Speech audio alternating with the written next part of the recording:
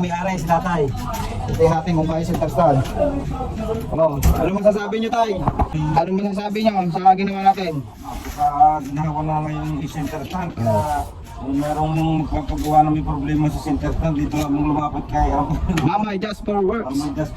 Jasper. Ito, ilang taong ko na itong tinitext niya.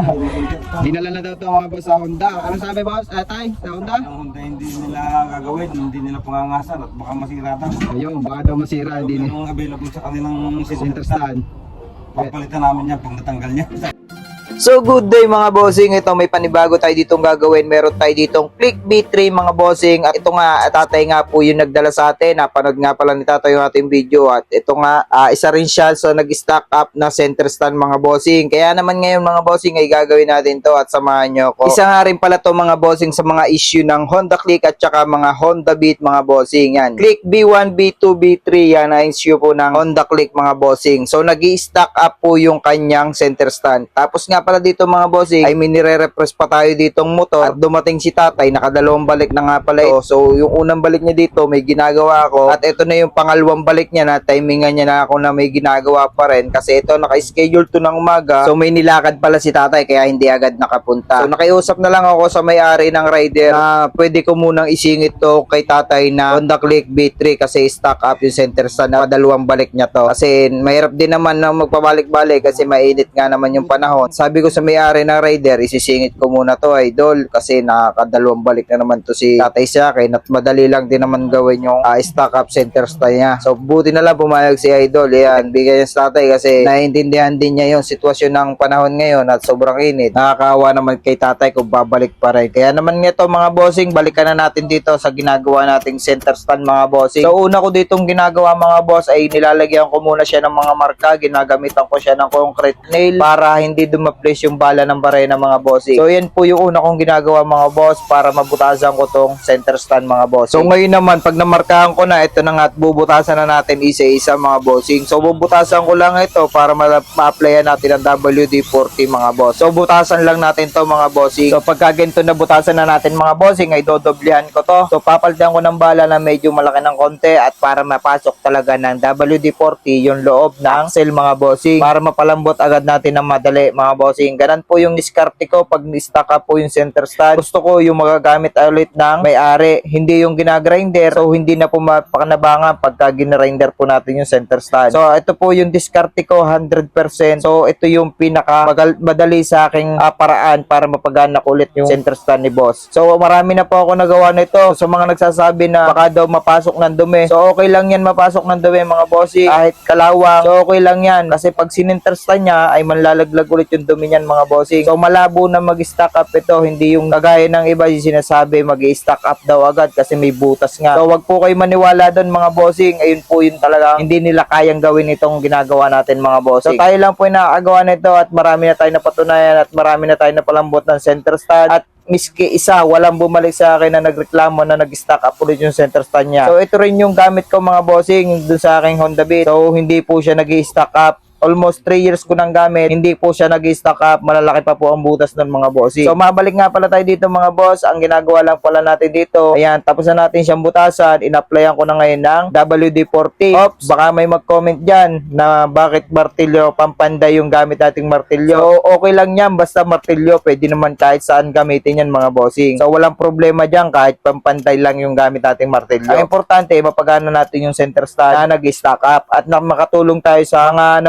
problema. Almost 3 years na daw tong hindi nagagamit ni boss na center stand na to. Ang tagal daw niyang hindi nagamit tong center stand na to mga boss. Ayan, si tatay po yung may-ari nito. Kaya naman tutulungan ko siya para hindi na siya mahirapan mag center stand mga boss. Kaya kung makikita nyo naman, naglalabasan yung mga kalawang mga boss. Ina-applyan natin ng WD-40 at pinipintig natin ng martilyo ito mga bossing. So ganun po yung tips ko mga bossing at yung diskarte ko sa mga nag-stack up na center stand. Yan, gagamitan ko lang to ng WD-40 at pipintigin ko ng martilyo para maggalawan yung mga kalawang sa ilalim. Ayan, pintigin lang natin mga bossing.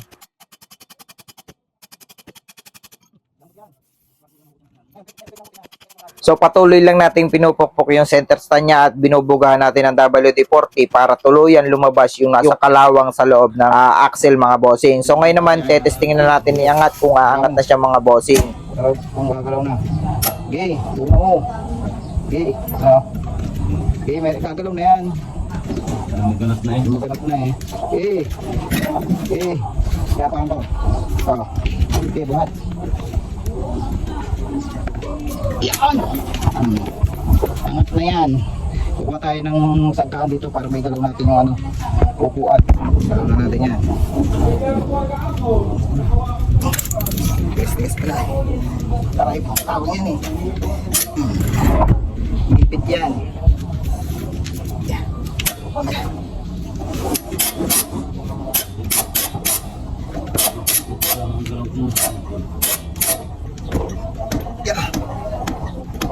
Dampot na.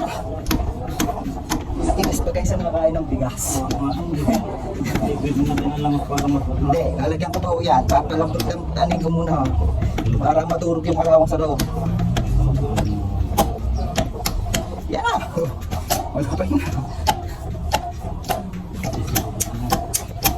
Ngayon, naglagan na kalawang niya. Sinagit ko yan. Wala na. Basic! Itagilin mo dyan, sisilitin natin. Okay, tagilin mo. Nasaan ang postre? Hindi ka ano Ah, hindi yan. Hindi ka nila yan. Silitin natin. Yan, naglagan oh.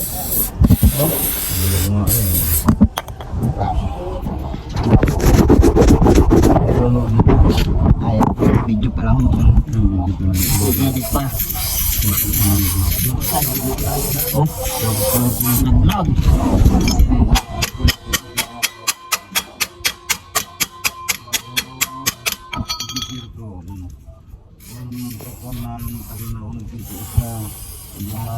Ay, tawa mo. Kayat.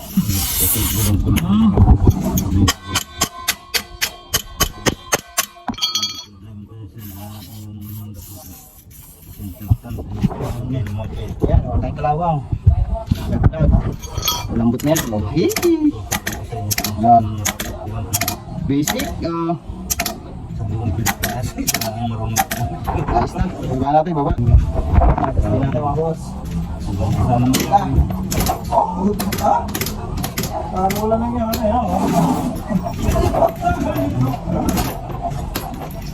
Kaya nyo to, sandasan. Kasi nyo, kung mga ano yun. Ayan, may aray si tatay.